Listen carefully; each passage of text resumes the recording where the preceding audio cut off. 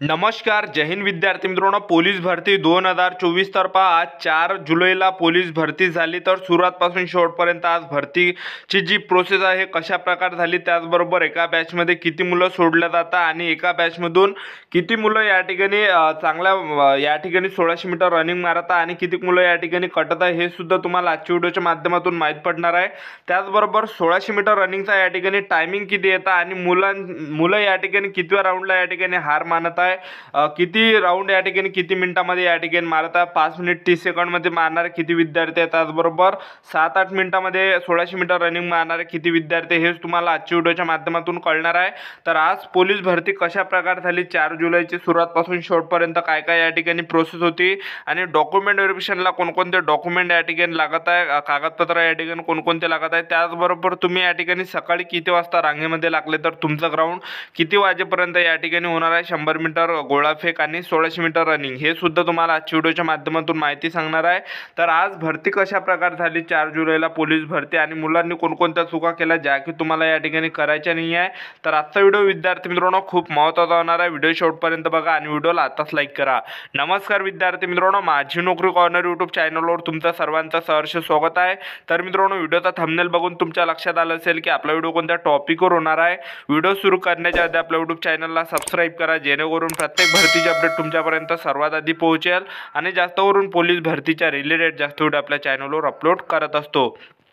तर पहा विद्यार्थी मित्रांनो, सकाळी 4 ते 5 वाजतापासून मुले सकाळी रांगेमध्ये लागत आहे आणि जे मुलं सकाळी 4 ते 5 वाजता रांगेमध्ये लागणार आहे तर त्यांचं ग्राउंड सकाळीच होणार आहे. जवळपास 9-10 वाजेपर्यंत त्यांचा ग्राउंड होणार आहे आणि ते गेटच्या बाहेर सुद्धा या ठिकाणी येणार आहे. ठीक आहे. आणि तुम्ही जर सकाळी 6 ते 7 वाजता जर रांगेमध्ये या ठिकाणी लागले तर तुमचं जे ग्राउंड आहे हे 2 वाजता सुद्धा तुम्ही गेटच्या बाहेर येऊ शकता. तर पहा, तुम्ही जर समजा 6 वाजता किंवा 5 वाजता जर रांगेमध्ये लागले तर जास्त वेळ त्या ठिकाणी थांबून ठेवला जात आहे. 6 वाजता जरी तुम्ही रांगेमध्ये लागले तर जवळपास 2 वाजेपर्यंत तुमचं 1600 मीटर रनिंग होणार आहे. ठीक आहे.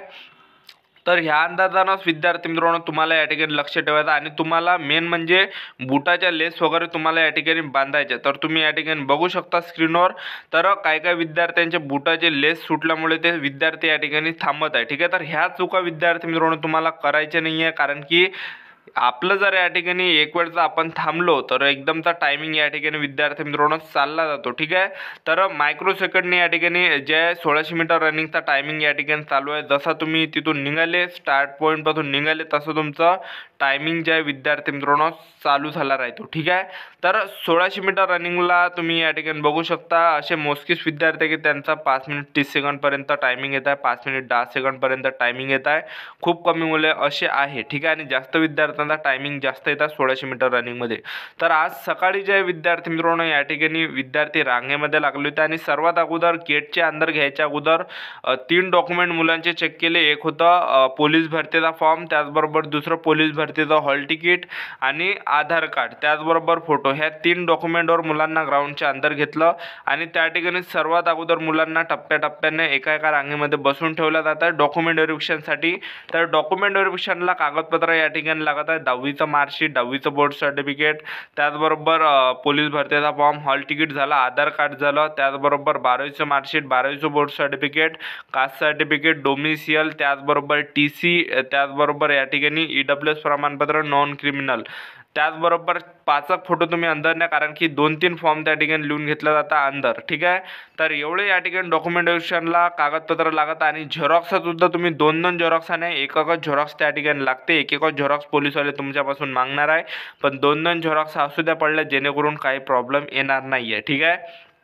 तर डॉक्युमेंट व्हेरिफिकेशन झाल्यानंतर काय होतं की मुलांना दुसऱ्या रांगेमध्ये त्या ठिकाणी पाठवलं जातं आणि डॉक्युमेंट व्हेरिफिकेशन 5-10 मिनिटाचं होते, पण थोडा टाईम यामुळे लागत आहे, कारण की समोरच्या विद्यार्थ्यांचं डॉक्युमेंट व्हेरिफिकेशन चालू राहते, त्यामुळे मागच्या विद्यार्थ्यांना थांबून राहावं लागत आहे त्या ठिकाणी. ठीक आहे.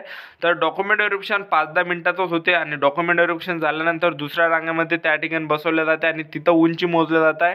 165 सेंटीमीटर उंची घेत आहे. तर 165 सेंटीमीटरपेक्षा तुमची जर कमी असेल तर तुम्हाला अपात्र केलं जाणार आहे, फेल केलं जाणार आहे. तर 165 सेंटीमीटर या ठिकाणी उंची पाहिजे. ज्यांची सुद्धा 165 सेंटीमीटर आहे त्या विद्यार्थ्यांची उंची या ठिकाणी बसणार आहे 165 सेंटीमीटर. ठीक आहे. त्यानंतर उंची मोजल्यानंतर छाती त्या ठिकाणी घेतल्या जात आहे. त्याचबरोबर फॉर्मसुद्धा त्या ठिकाणी लिहून घेतला जात आहे. नॉर्मल फॉर्म आहे. आपल्या गावाचं नाव झालं, आपलं नाव झालं, त्याचबरोबर कॅटेगरी, आपलं जात, असे ते फॉर्मवर लिहायचं आहे. ठीक आहे. नॉर्मल फॉर्म आहे आणि त्या फॉर्मला फोटोसुद्धा आपल्याला चिपकत आहे. तर हे झाल्यानंतर जे आहे काय होतं की त्या ठिकाणी चेस्ट नंबर मुलांना दिला जात आहे आणि 100 मीटर आणि 1600 मीटर रनिंगसाठी या ठिकाणी सेन्सर आहे. ठीक आहे. जसे तुम्ही त्या तिथून निघाल सेन्सरपासून तसा तुमचा टायमिंग या ठिकाणी चालू होत आहे.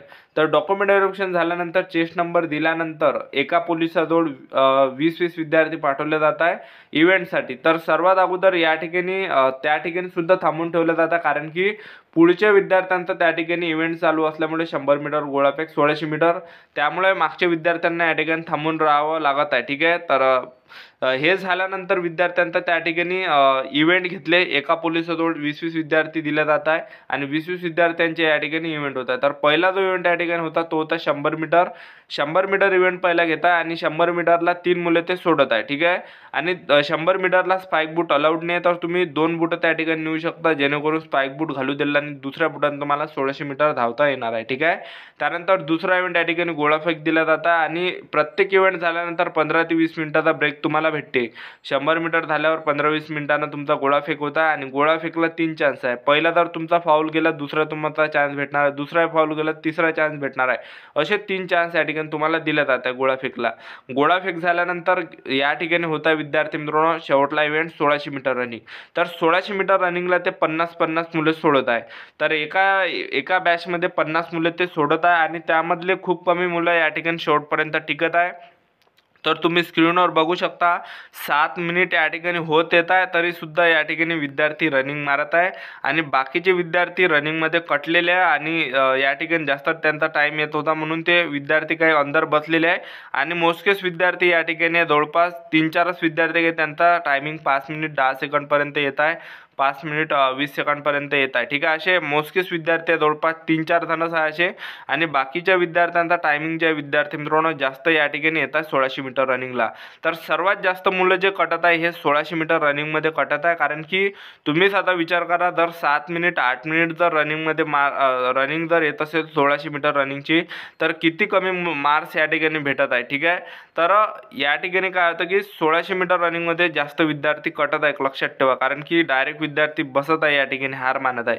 तर तुम्हाला 1600 मीटर रनिंग मारायच्या वेळेस विद्यार्थी मित्रांनो हार नाही मानायचे. पहिला सुद्धा तुम्ही राऊंड स्पीडनं घ्या, मीडियममध्ये, आणि स्टेपनुसार मारा, दुसरा सुद्धा मारा, तिसरा सुद्धा मारा आणि चौथ्या राऊंडला विद्यार्थी मित्रांनो थांबू नका.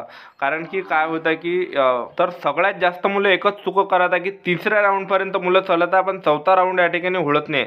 तर चौथाच राऊंड विद्यार्थी मित्रांनो मेन आहे, चौथा राऊंड तुम्हाला होळायचा आहे या ठिकाणी. ठीक आहे. जे पण विद्यार्थी चौथा राऊंड होणार आहे तर त्यांचं 1600 मीटर चांगल्या पद्धतीने या ठिकाणी बसू शकतं. तर विद्यार्थ्यांना कमी मार्क्स या ठिकाणी पडत आहे फिजिकलमध्ये, म्हणजे 50 पैकी जवळपास 28 झालं, 30 झालं, 32 झालं, अशा प्रकारे मुलांना जास्त मार्क्स पडत आहे. ठीक आहे. आणि असे 2-3च विद्यार्थी की त्यांचं फिजिकल 40